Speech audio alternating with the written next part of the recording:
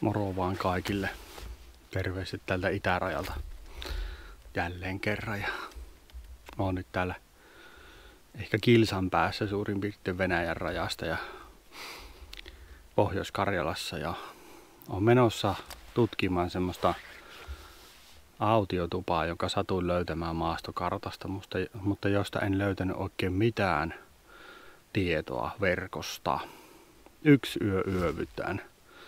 En oikein tiedä missä, kun en oikein ole ihan varma, että onko siellä sitä tupaa edes. Ja aurinko alkaa hiljalleen laskea ja tämä metsä on tosi rauhallinen ja hiljainen. Ja täällä on ihan mahtavaa olla, vaikka tämä ei ole mitään kauhean vanhaa metsää. Että tervetuloa vaan tämmöiselle pienelle reissulle ja kiva kun olette mukana taas kerran kulkumiehen matkassa.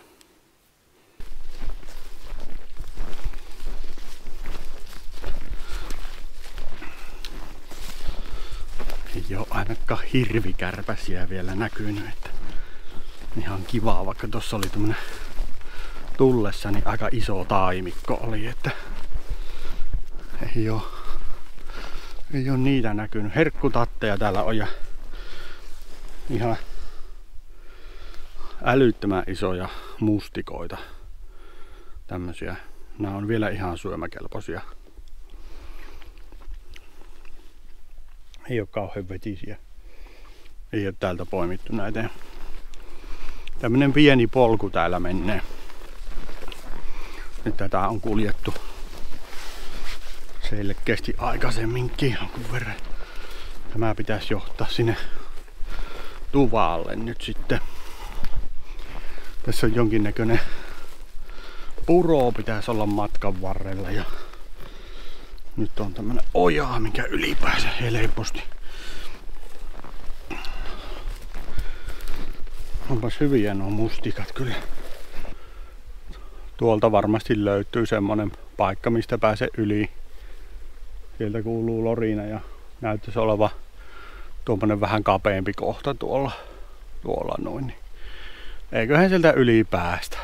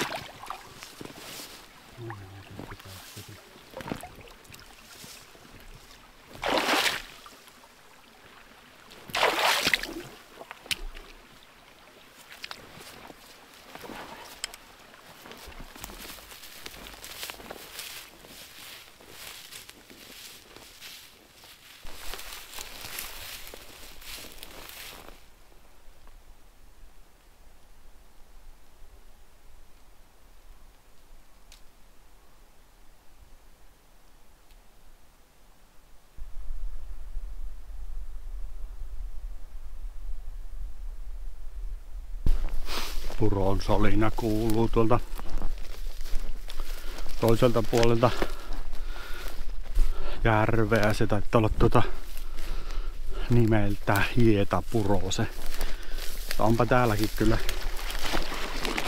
tosi matalalla tämä vesi, niin minä pääsen tätä hyvin. Tää on Hietajärvi nimeltään tämä järvi. Jännä, semmonen todella yleinen järven nimi. Niin siellä minun pitkällä reissullakin Suomussalmella oli tämmönen Hietajärvi. Tää on niinku alinen Hietajärvi. Sitten löytyy toinen Hietajärvi tuolta. Ja se Hietapuro laskee sieltä, kun se ylemmäinen tai ylinen Hietajärvi, niin sieltä tänne laskee. Niin täällä on tosi matalallakin täälläkin vesi. Ja tämä taittaa Koitajokeen niin kun laskee nämä vedet sitten. Eli se on Vuoksen vesistö. Sama ilmiö mikä vähän muuallakin. Että hyvin vähän on vettä. Tätä voi käyttää vähän niin kuin tienä tätä rantaa. Helppo mennä.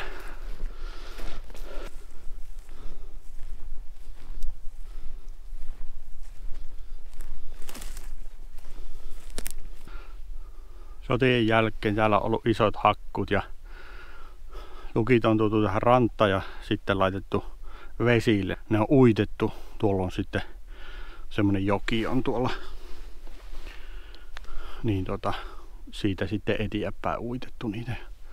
Tässä on ollut tässä rannan ja sen kämpän tuntumassa niin kuin välissä on ollut semmonen puiden varastointialue.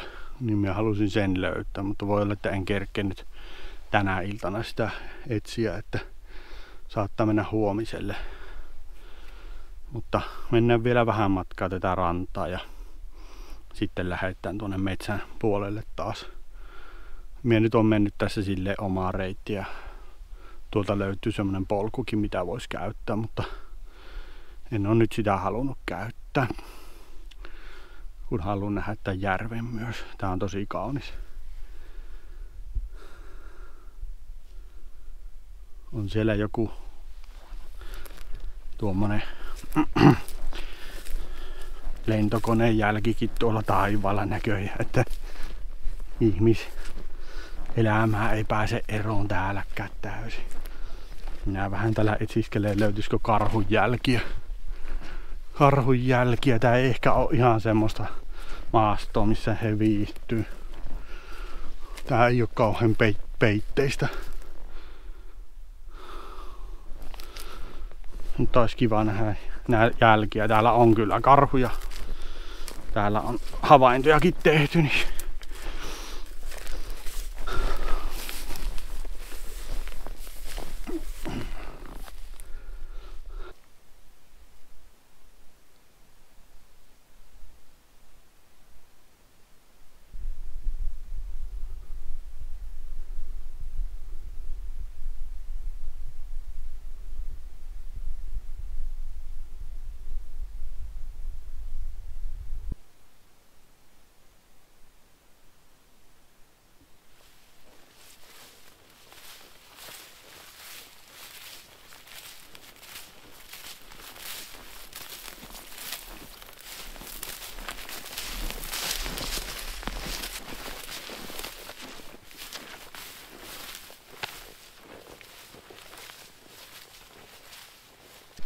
löysin nyt tämän polun ja arvon tätä nyt sinne oletetulle tuvalle.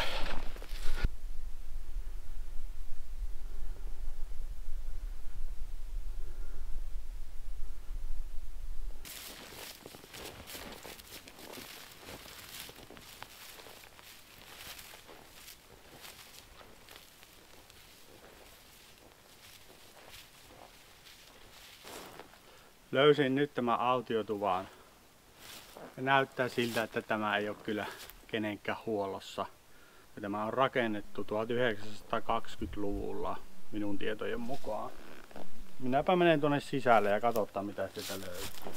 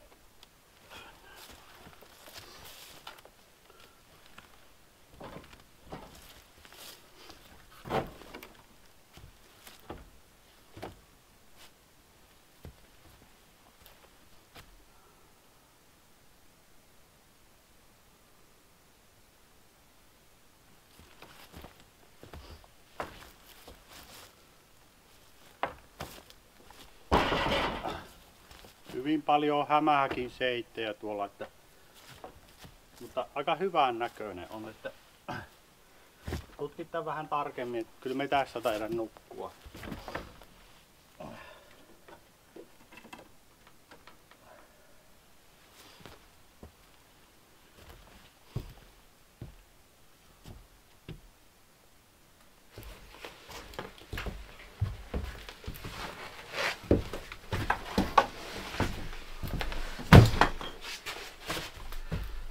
No minä teidän tähän asettua taloksi, että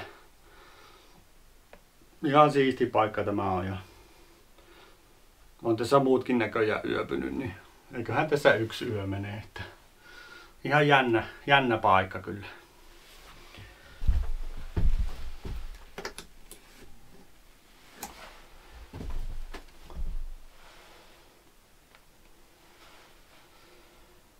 Vähän valoa mökki.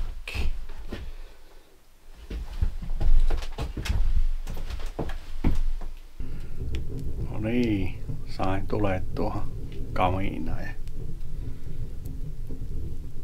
Vähän poltan täällä tulta, kun on niin kosteita täällä sisällä, niin vähän kuivahtaa tää sisäilma. Ei tarvii varmaan hirveästi polttaa tuossa tulta, kun tää on niin pieni tää kämppä, niin tää lämpiää kyllä aika äkkiä. Ruppeen kohta tekemään ruokaa sitten ja ehkä käyn tuolta järveltä saakka vettä sitten tuossa. Mulla on kyllä litra on tuossa vettä, mutta haluan vähän lisää. Olisi pitänyt ehkä ottaa silloin tullessa, mutta en jaksanut. Pitää tehdä toinen reissu. Eipä se mitään. Ihan mukava pikkukämppä tämä.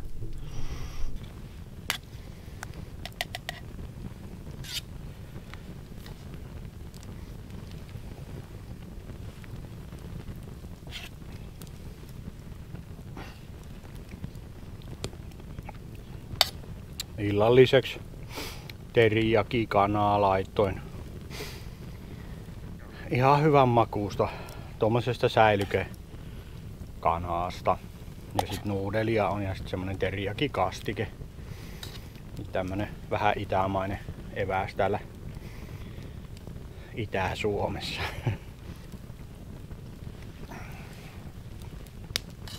Tää on ihan kiva paikka tämä ja oikeastaan minä tykkään just semmosista paikoista, missä on vähän rähjäsempää ja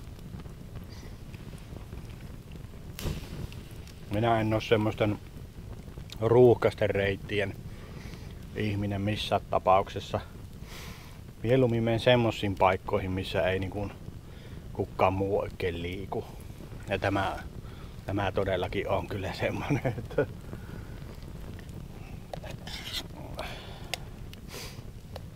jännä, että löysin tämän. Mutta etsivä löysi ja etsimällähän minä tämän etsin tämän paikan.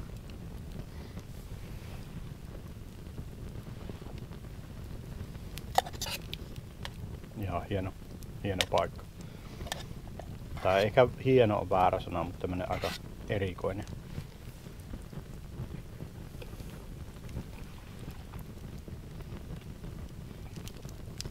Mukava, kun äsken oli jotkut vesilinnut tuossa iltalennolla tai olisiko ne muuttajia ollut hanhia, ne piti me takkaa tuossa vähän se ja sitten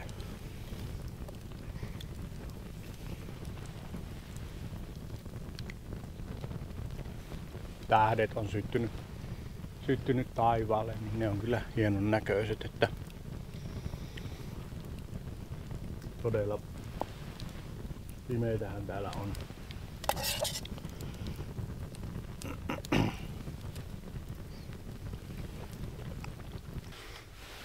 Kyllä tää on vanha sauna, että se varmaan se varsinainen kämppä on purettu, luulisin. Tää on ihan mustat on nämä. Tää on ollut savusauna todennäköisesti.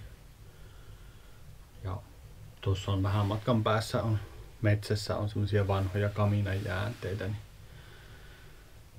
Ne on niin isoja, että niitä ei ole kyllä tässä pidetty, että ne on varmaan ollut jossain toisessa. Mutta en nyt ihan 100 varmaan ole, mutta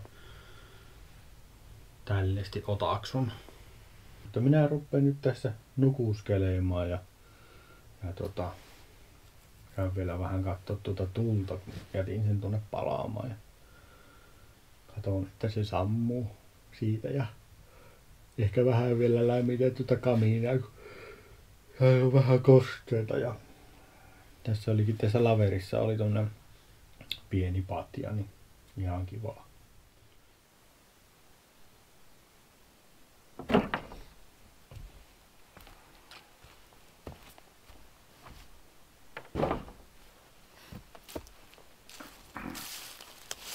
Huomenta.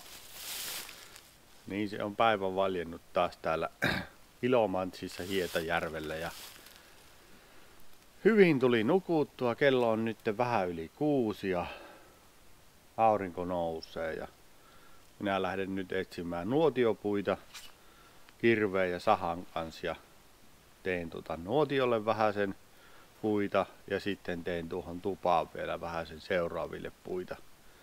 En sitä tupaa enää tänään lämmitä. Ja tänään ohjelmassa on tähän alueeseen hieman tarkemmin tutustumista ja teen tuossa nyt seuraavaksi aamupalaan ja keitän kahvit ja siitä tämä päivä lähtee hiljalleen nyt sitten käyntiin. Ja tervetuloa mukaan tällekin päivälle vaan. Yöllä on ollut pakkasta. Huomasin sen tuossa kun söin mustikan, niin se oli jäässä vähän se. Samaten nuo suopursut on tuommoisessa kuurassa. Eli kyllä se talvi tulee. Ja pian nämä kaikki lehdetkin on varisseet täältä.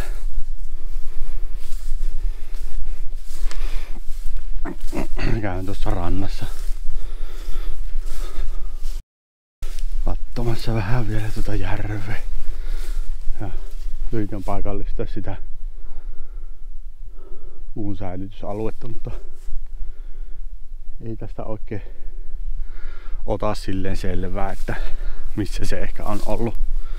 Ei ole enää selkeästi havaittavissa sitä paikkaa ja se on varmaan ollut tässä kankaalla. Tässä jossain. Tämähän on tosiaan polttopartiosta selvinnyt se maja. Ja se story menee silleen. Tämä on ihan arkistolähteestä kaivettu tämä tarina. Silloin kun talvisota syttyi, niin näitä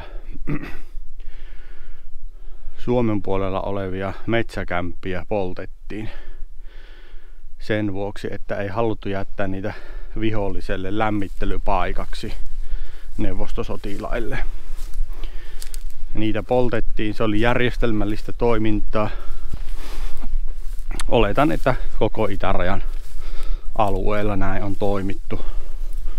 Jos joku tietää tarkemmin niistä polttopartioista, niin laitahan kommenttia. Ja tuokin Hietajärven kämppä oli tarkoitus polttaa. Mut siinä kävi silleen, että se säilyi, koska se partio ei löytänyt sitä kämppää. Ja sehän on meidän onnemme nyt sitten, että me voidaan käyttää sitä ja tälleen, että se kauhean laajassa tietoisuudessa se ei ole, mutta joka haluaa omassa rauhassaan olla, niin ihan hyvä kämppä. Jos joku ilomantsilainen katsoo tätä, niin Ilomantsin ihminen, niin laittakaa viestiä, kommenttia vaikka, että tiedättekö enemmän tuosta kämpästä, että aika kiinnostava ja niin kuin vähän tunnettu on tuo. Sitä ei oikein tahan mistään retkeilytietokannoista löytyä ei retkikartassa eikä Metsähallituksen luontoon.fi, siellä ei ole Ilomantsin kunnan. Mutta tosiaan autiotupa käytössä se on ollut, koska tuo huoltorakennus on uudempaa tekoa. Ja sitten siinä on Metsähallituksen logo tai semmonen teksti on siinä kamiinassa. Eli se on varmaan joskus ollut Metsähallituksen huollossa joskus vuonna miekka ja kirves. Kauan sitten, mutta nyt tosissaan ollut jo aika pitkä varmasti huoltamaton. Metsästäjät tuota näköjään lähinnä käyttää. Nyt menen täällä rantasuolla. Tuossa on tommonen vähän isompikin suo. Se on ihan kuurassa näköjään. Ja tämä järvi on Musvan peitossa.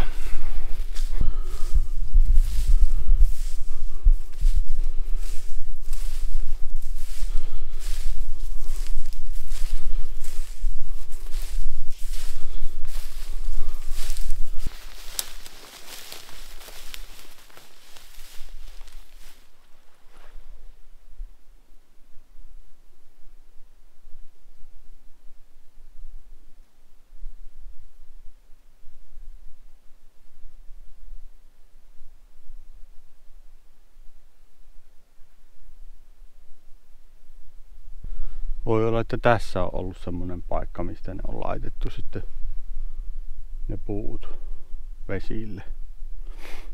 Ehkä.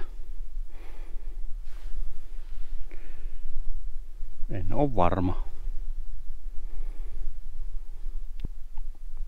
Kova duunia se on ollut. Luin yhden semmoisen yleisöosasta kirjoituksen vuodelta, oliko se 39.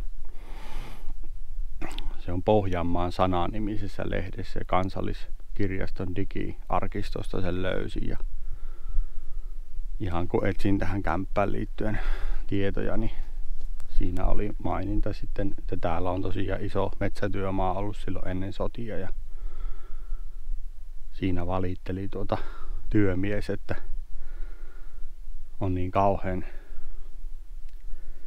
iskurihinnat näissä kämpissä niin ruokatarpeilla, ja hänellä oli unelma, että hän saisi joskus semmoisen pienen maatilkun itselle ostettua ja pienviljelijäksi ryhtyisi, ja hän siinä manaili sitä, että kun ei taha oikein mitään jäädä viivan alle sitten kun tekee tätä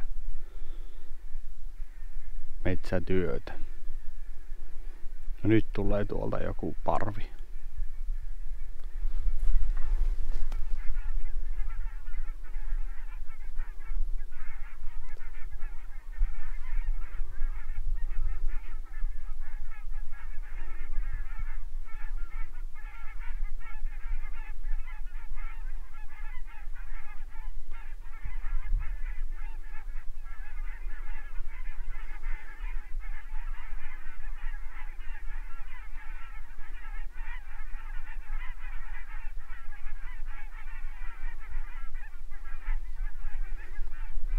Mitenkäs sinä laulussa lauletaan, että on muuttolinnut lähteneet yli pääni pois.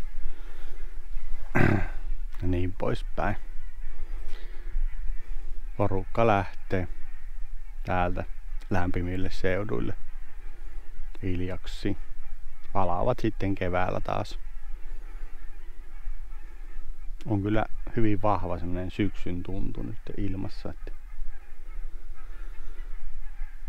tuo yöpakkanen ja sitten nuo linnut ja ruska. Ja täällä on ihan kaunis ruska. Joensuussa ei ole näin pitkällä myös tätä ruska kuin täällä. Siellä on paljon vielä vihreitä puissa. Mut niin, se jäi juttu kesken siitä, kun tuli nuo linnut tuohon. Niin se mies kirjoittaa siinä, että hänellä on se unelma tai semmoinen tavoite, että saisi sen pientilaan, mutta että ei hän oikein tahdo siihen rahaa saada kasattua. Ja oliko silleen, että voikilo maksoi 6 markkaa ja päivän tienesti oli 27 markkaa ja siitä tietysti vielä verot pois, että kovaa oli homma silloin, ja silloinkin miehet ja naiset niin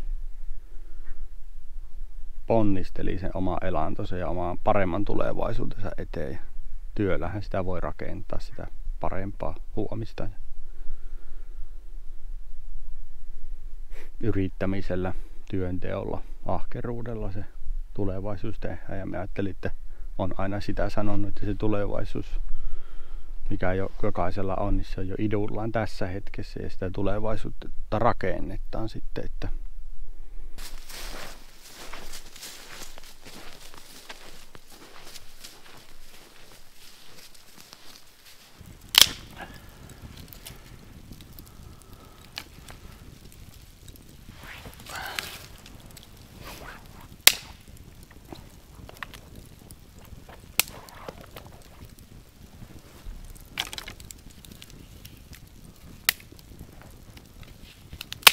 kunnon vanhan liiton risunuotio.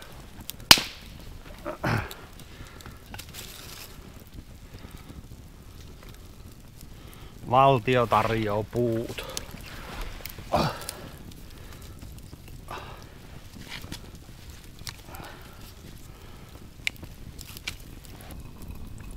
Ilmakuivattua kinkkua on. Sitten on vähän kasviksia, paprikkaa, pikkutomaatteja,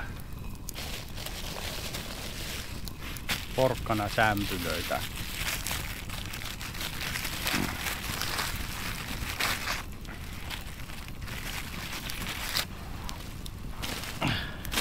Nämä on liiteristä.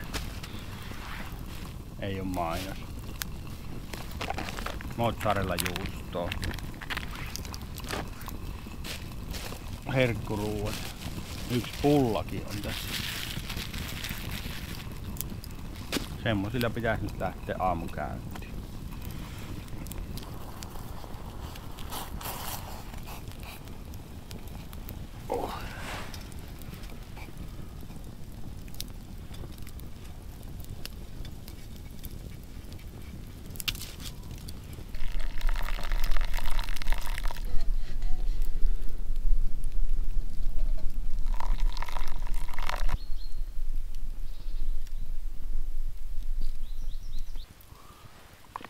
Mikäs tässä hiipuva hiiloksen ääressä istuskellessa, teidän kulutusta kuunnellessa, hyvät leivät syönnissä, kahvi.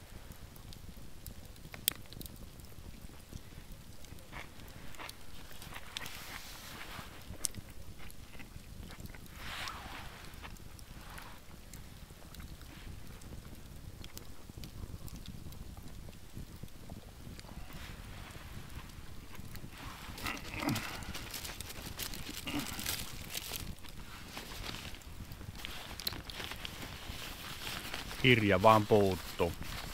Tosi vähän on kyllä nyt lukenut, mutta nyt on luvussa yksi hyvä kirja. Otin sen tänne mukaankin. Tämmönen kuin Yrjö Kokko, sudenhampainen kaulanauha.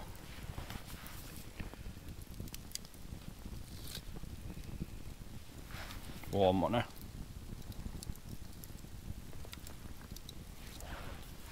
Siinä kerrotaan semmoisen pojan matkasta ja isän matkasta Lappiin. Se isä on sotaveteraani ja sitten se poika on koululainen ja sen pojan äiti, sen miehen vaimo on menehtynyt ja ne lähtee Lappiin. Ja tämä kertoo siitä, tämä kirja. Minä olen vasta hyvin alussa. Tästä otettiin silloin 50-luvulla, jolloin täälläkin on varmaan ollut se Savotta sitten niin, niihin aikoihin. Niin tästä otettiin 50-luvulla tosi monta painosta. Ja tämä oli hyvin suosittu ja Yrjö Kokkohan on tunnettu enemmänkin siitä laulujoutsen teoksesta, mutta tämäkin on monien Lapin kävijöiden tuntema teos ja ehkä vähän semmoinen unohdettukin osittain. Minä muistaakseni kirjailija Matti Mäkelä jostain esseestä tämän bongasi. Aikoinaan, siitä on jo pitkä aika. En ole vielä lukenut tätä, että olen aloittanut. Ja tästä otettiin tosi monta painosta ja tämä on semmonen lyhennetty versio. Ja ensimmäinen suuri painos myytiin loppuun muutamassa viikossa. 44 000 kappaletta, niin se on aika kova myynti kirjalle. Tämä on hyvä kirja. Suosittelen, hyvin on kirjoitettu kyllä. Että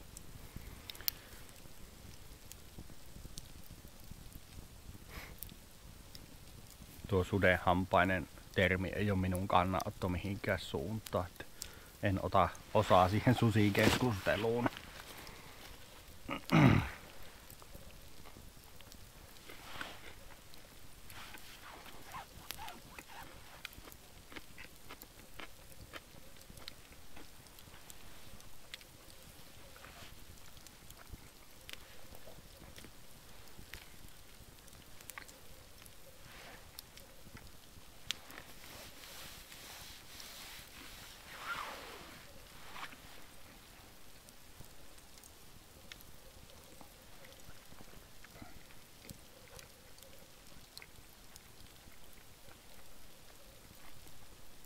Niin, tämmönen löytyy, vieraskirja. Kyllähän tätä jonkun verran käytetään, tätä kämppää. Eilen täällä on käynyt jotakin metsästäjiä näköjään. Ja sitten on reilun viikon takaa on seuraava. Ja sitten onkin heinäkuulta seuraava.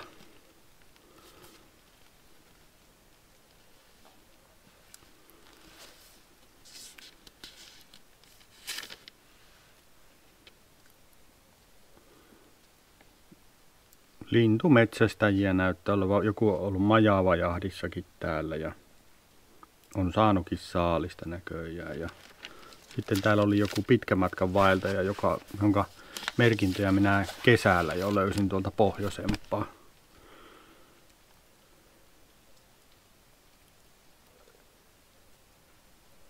Helsinkiläinen kaveri. Et kyllä tätä käytetään jonkun verran ja jotkut tietää tämän, mutta ei ole semmoisia päiväretkeläisiä makkaranpaistajia, metsästäjiä, pitkän matkan vaeltajia, hiihtäjiä. Vähän tämmöisiä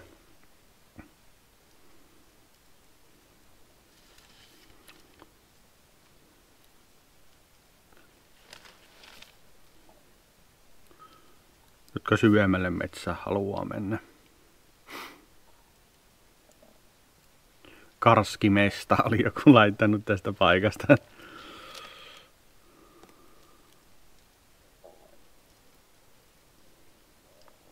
Joku on siivoillut roskia kämpästä ja kalassa on joku ollut täällä. Minäkin tajan ottaa tuosta vähän roskia mukaan. Aika paljon on turhaa tavaraa tuossa. Niin vie ne autolla pois.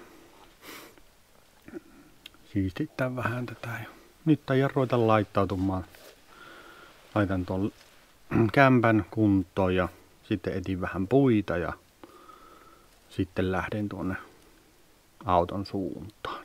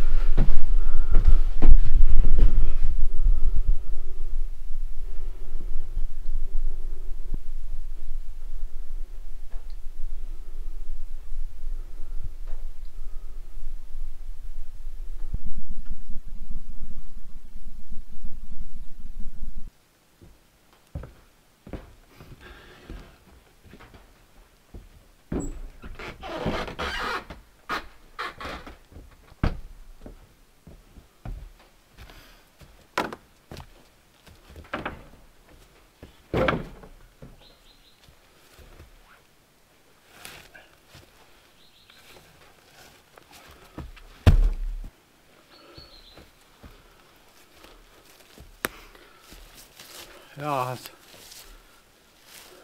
Hietajärven kämppä on nyt sekaattu ja todettu ihan hyväksi. Ja usva alkaa täältä vähitellen hälvetä ja lämpötila nousee. Minulla alkaa nyt tämän retken viimeinen vaihe, eli pieni patikointi tuohon autolle. Sinne on 2 kilometriä suurin piirtein, eli aika lyhyt matka, mutta päätin nyt, että en käy enää tuolla järven rannalla, vaan kuljen tuon polun nyt kokonaisuudessaan, niin saan siitäkin hyvän käsityksen, että minkälainen se on. Näin. Mutta tää oli semmonen paikka, että me veikkaan, että me tänne tuun kyllä takaisinkin ja tänne voisi vaikka perheenkin kanssa tulla ja ehkä omat puut kannattaa ottaa mukaan, jos tänne tulee. Tokihan täältä löytyy paljon maastostakin poltettavaa, mutta helpommalla tietysti pääsee, jos kantaa pienen säkin puita mukanaan. Ja näin, mutta minä heitän nyt säkin selkään ja lähden sitten matkaan. Ja oikein semmonen päällimmäisenä on semmonen rauhallinen ja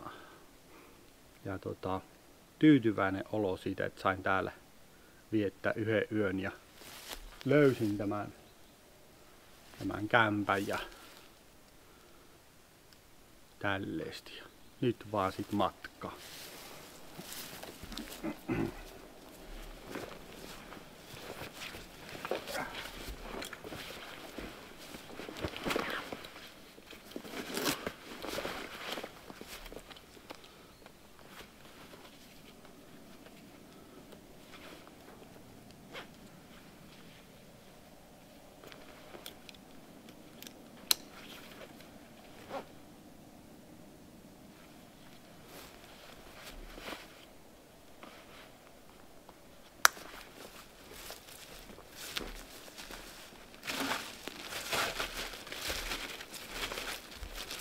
Vien samalla roskia vähän täältä pois. Tässä on muitakin kuin omia roskia. Niin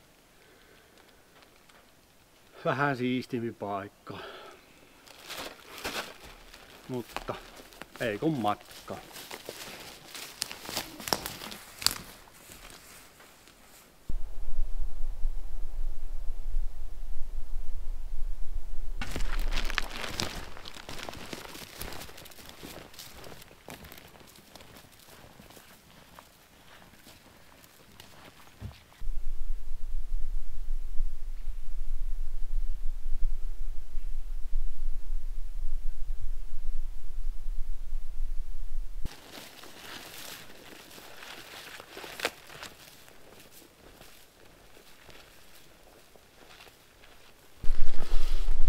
Aletaan lähestyä autoa ja reissu alkaa olla päätöksessään.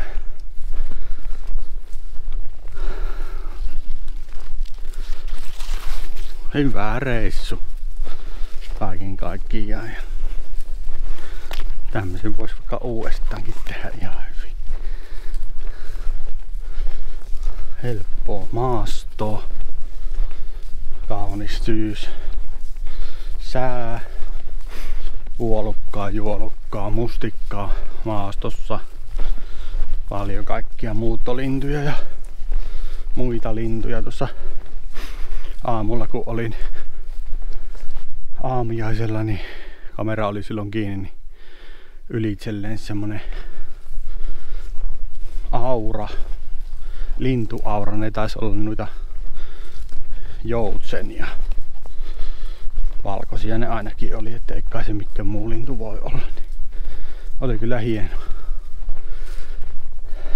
Semmonen sinin valkoinen utuinen taivas ja me näin kuitenkin sen auran, joka lensi siitä yli. Ja tosi hieno. Sitten tää historia on mielenkiintoista, suomalaisen työn historiaa. Täältä metsästä on elanto saatu ja työ on ollut kovaa ja sitä on vähän ollut pakko tehdä, että on elänyt. Ja samat alaisuudethan ne nykyäänkin on.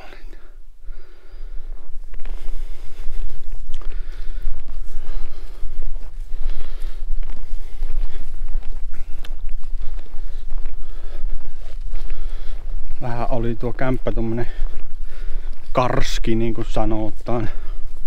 Vieraskirjassa oli karskimesta. Ja sitä se todella oli, että en kyllä yhtä kadu sitä, että lähdin. Mulla ei ollut edes varma se, että se löytyy tuo paikka.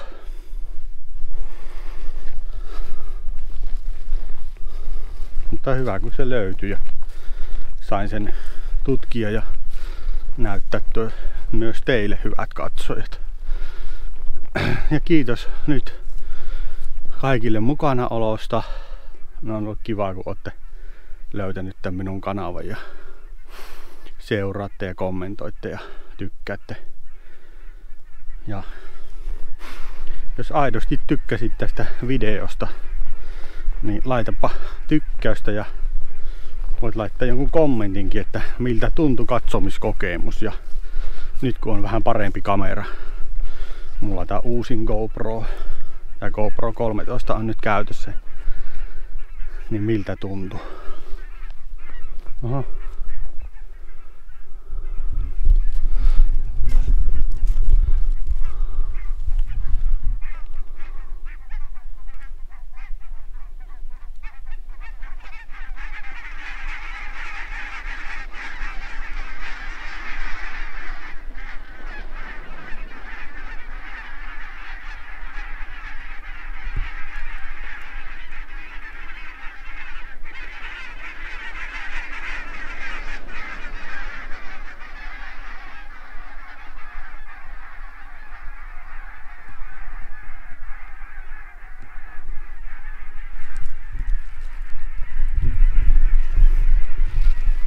No semmonen. Hanhi, parvi. Aika hurja ääni muuten lähtee niistä yhdessä. En ole koskaan aikaisemmin tuommoista kuullut, että semmonen ihan semmonen humina. Toivottavasti se tuli kuvalle nyt, niin ne taisi huomata minut ja se aura muuttui semmoiseksi parveksi ja ne rupesi kiertelemään ja kaartelemaan. Nyt ne on tuolla taas ottaneet uuden suunnan. No niin, autolla ollaan nyt. Ja niin, lämpimästi kiitoksia vaan kaikille. Ja jos aidosti tykkäsit, niin pistäpä kommenttia ja tykkäystä. Ja voihan tätä jakaakin ja hypeet. Tässä on se uusi ominaisuus. Että pistäkääpä hypetystä kehiin kulkumiehen videosta nyt. Ja tälleen, katsotaan minkälaisen nousuun tää lähtee tää video.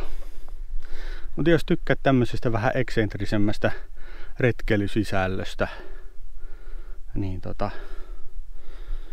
laitapa kanavakin tilaukseen, että minä yritän saada näihin semmoista syvyyttä ja ei pelkästään se retkeilykokemus, vaan jotakin muutakin sisältöä aina näissä on ja tälleesti. Mutta kiitoksia vaan mukana olosta ja ei muuta kuin hyvää syksyä kaikille. Seuraava video tuleekin sitten varmaan lokakuun lopussa. Minä jatkan sitä pitkää vaellusta. Eli sarjavaellusta Ilomantsista, Nuorgamiin ja Hossasta Kylmäluoman retkeilyalueelle vaellan seuraavaksi. Se on semmoinen ensilumen vaellus. Mutta ei muuta kuin moro vaan!